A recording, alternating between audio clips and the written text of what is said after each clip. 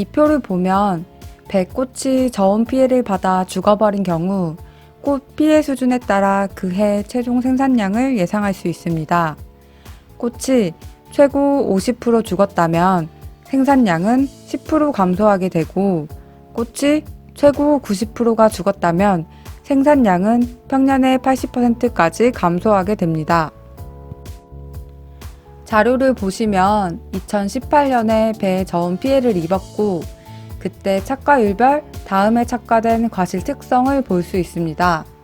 비록 피해 당해년인 2018년의 착과율이 적었더라도 정상적으로 나무와 가원을 관리할 경우 이듬해 2019년의 착과수, 과실 무게, 당도, 경도 등엔 큰 영향이 없음을 알 수 있습니다.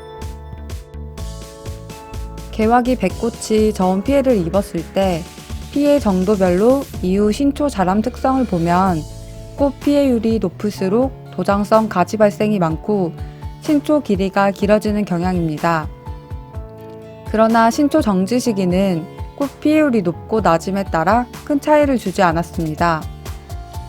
따라서 올해 저온 피해를 심하게 받았더라도 우리가 이후 관리를 잘 하면 내년부터 나무 세력이 안정되고 배 과실 생산량도 평년처럼 수확할 수 있게 됩니다.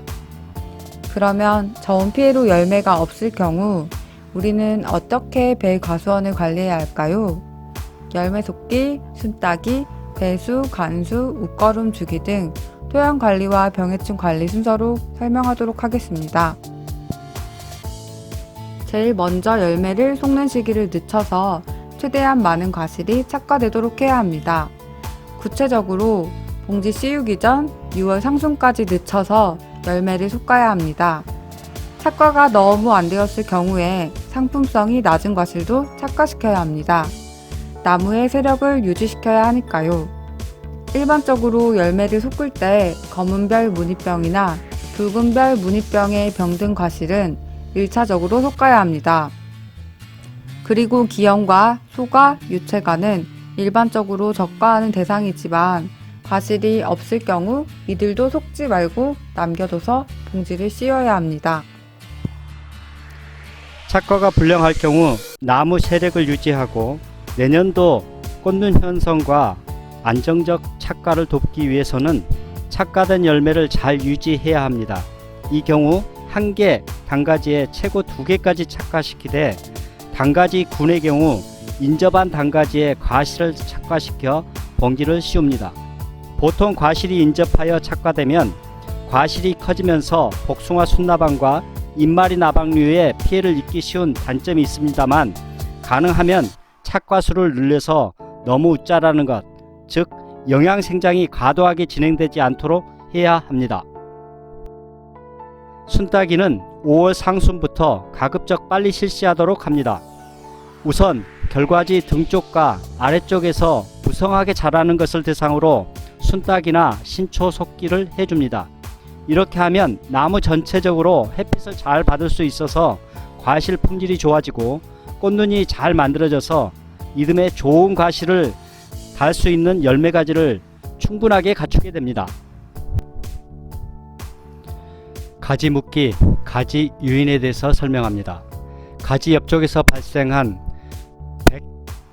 100에서 130cm 정도의 가지를 6월 상순부터 7월 중순 사이에 벽면으로부터 10도에서 40도 각도로 기울여서 유인해 줍니다. 그러나 너무 지나치게 눕히면 꽃눈으로 발달해야 할 눈에서 새로운 가지, 즉 2차지가 자라게 되어 양분 소모는 물론 수관 내부로 햇빛이 잘 들지 않는 조건이 됩니다. 이때 생긴 2차지는 꽃눈으로 발달하기 어렵고 이렇게 햇빛이 잘 들지 않는 조건이 되면 남아있는 눈도 충실한 단가지의 꽃눈으로 발육하기가 어렵기 때문에 이듬해 품질이 나쁜 과실을 생산하게 됩니다. 따라서 신초가 지나치게 유인되지 않도록 주의해야 합니다. 유인 정도는 나무의 수세에 따라서 결정해야 하므로 전문가의 의견을 구하거나 인근 농업인들과 상의해 보는 것이 좋겠습니다. 웃거름은 5월 중하순, 즉 장마 이전에 주게 되지만 착과량 정도에 따라서 50에서 70%가 착과되었다면 웃거름 시비량을 절반만, 그리고 평년 대비 50% 이하로 착과되었다면 아예 시비를 하지 않는 것이 좋습니다. 착과가 불량한 가온은 양분 불균형으로 인해서 꽃눈 형성이 불량하게 되고 이듬해 결식량을 확보하기 어렵게 되므로 시비량을 줄이거나 아예 살포하지 않는 것이 바람직합니다. 배나무는 장마철 침수가 발생할 경우 잔뿌리가 피해를 받기 쉽습니다. 뿌리가 습해를 받는 것을 예방하려면 배나무 줄 사이로 배수로를 잘 정비해줘서 물이 잘 빠질 수 있도록 해줘야 합니다. 또한 폭기식 심토 파쇄를 해주면 배나무 뿌리가 활력을 찾고 조기 낙엽과 같은 생리장애를 줄일 수 있습니다.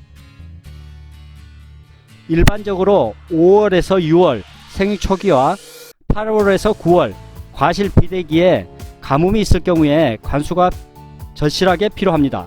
관수 기준은 자동 수분 측정기를 통해서 토양 수분이 5, 6월일 경우 마이너스 30kPa, 8, 9월일 경우 마이너스 50kPa에 이르면 관수를 하게 됩니다.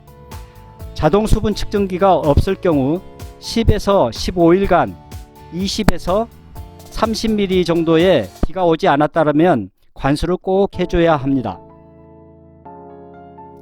착과 불량이 심하면 그해 신초가 무성화해서 약재 침투가 어렵게 됩니다. 그러면 병해충 발생이 더 심해질 수 있습니다.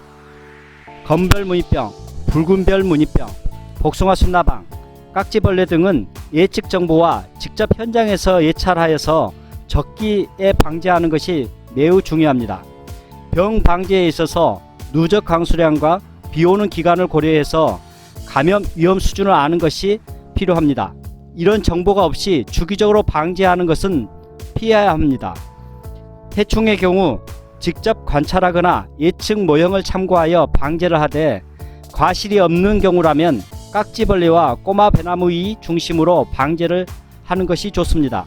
자세한 예측 정보는 국가농작물 병해충 관리 시스템을 참고하여 주시길 바랍니다.